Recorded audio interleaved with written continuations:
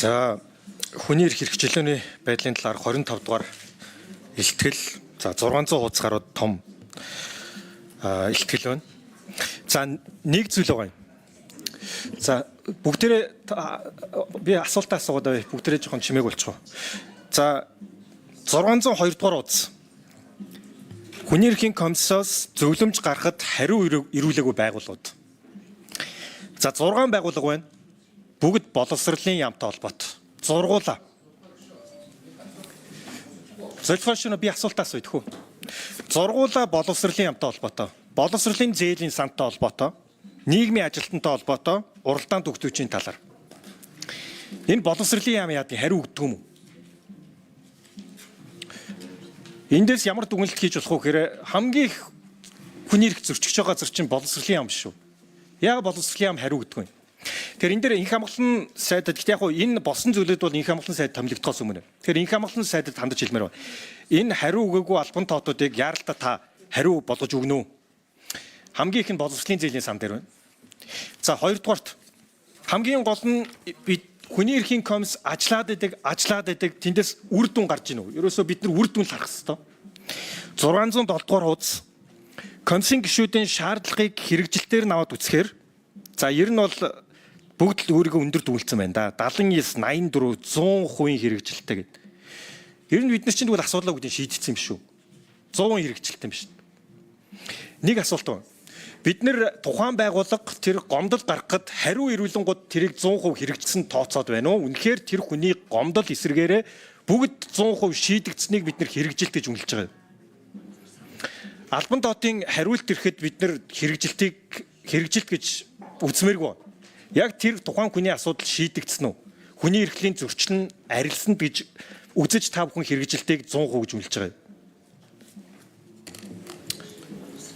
За тэгэхээр хүний эрхийн үндэсний комисс хариулчих. Тэгээ боловсролын яам.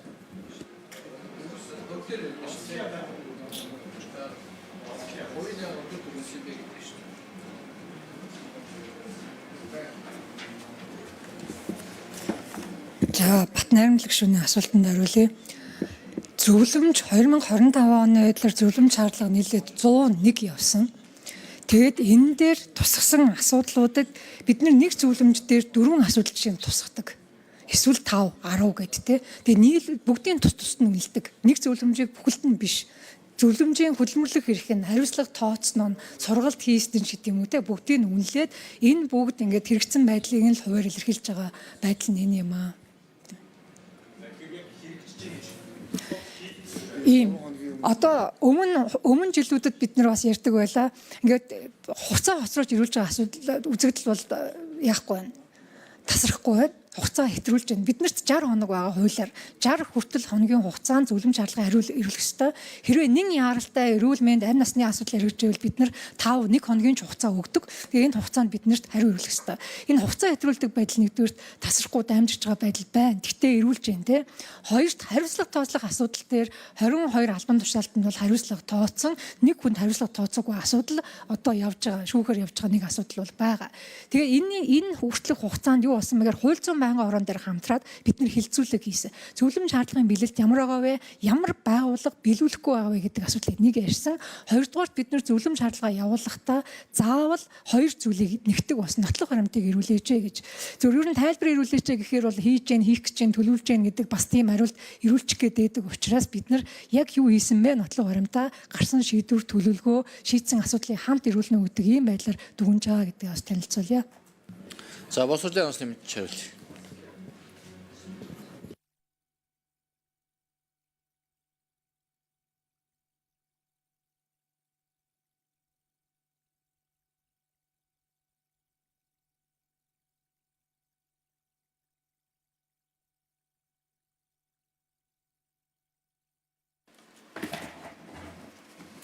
За та бүхэнд энэ өдрийн мэндийг хүргэе. Боловсролын яам Бадамжуу бат найрамдлаг гишүүний асуултанд хариулъя.